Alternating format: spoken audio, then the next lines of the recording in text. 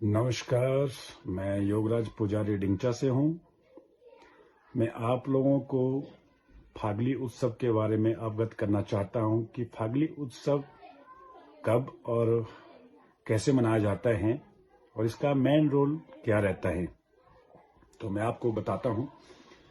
फागली उत्सव फागुन महीने में मनाया जाता है, जैसे कि फरवरी में मनाया जाता है।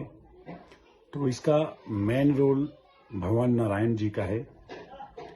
हमारे पूर्वज से चली आ रही प्रथा, और ये भी कहते हैं कि फागली उत्सव इसलिए मनाया जाता है कि भगवान नारायण ने जो मुखौटे का रूप दिया है, तो मेन रोल इसका ये है कि ये राक्षसों को भगाने के लिए ये चीज किया हुआ है।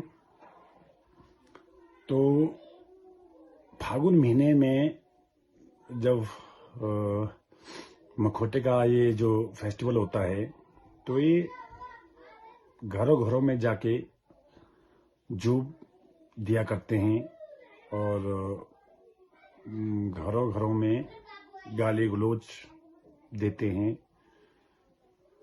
तो मेन रोल इसका ये है कि ये भूत प्रेतों को, असुरियों शक्तियों को भगाने के लिए ये उत्सव मनाया था भगवान नारायण ने।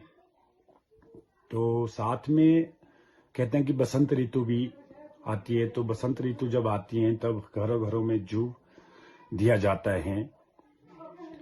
तो मेन रोल इसका यही है कि असुरी शक्तियों को भगाने के लिए ही इस चीज का उपयोग किया गया था, इस फेस्टिवल का। इसमें देवी देवताओं के वाद्य यंत्र, पौराणिक जो वाद्य यंत्र है वो भी निकाले जाते हैं, जिससे असुरी शक्तियों को भगाया जाता है।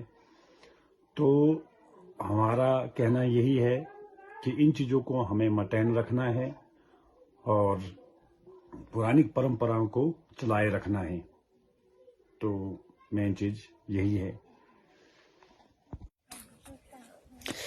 मेरा नाम टेकराम है। मैं पूर्व वार्ड सदस्य गांव डिंचा से हूँ। मैं फागली उत्सव के बारे में संक्षेप में बताना चाहता हूँ।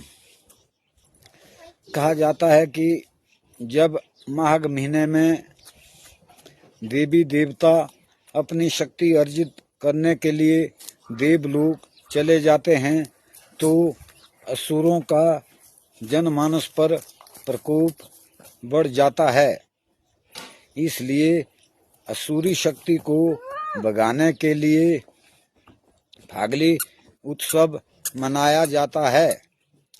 ये उत्सव हिमाचल प्रदेश के कुछ जिलों में मनाया जाता है। यहाँ मुखौटे सभी गांव में अपनी परिक्रमा करते हैं। मुखौटे ऐसे नाचते उछलते लगता है कि असुरी शक्ति को गांव से बाहर भगाया जा रहा है। ये उत्सव देवी देवताओं को प्रसन्न करने के लिए और सुख समृद्धि को लाने के लिए मनाया जाता है।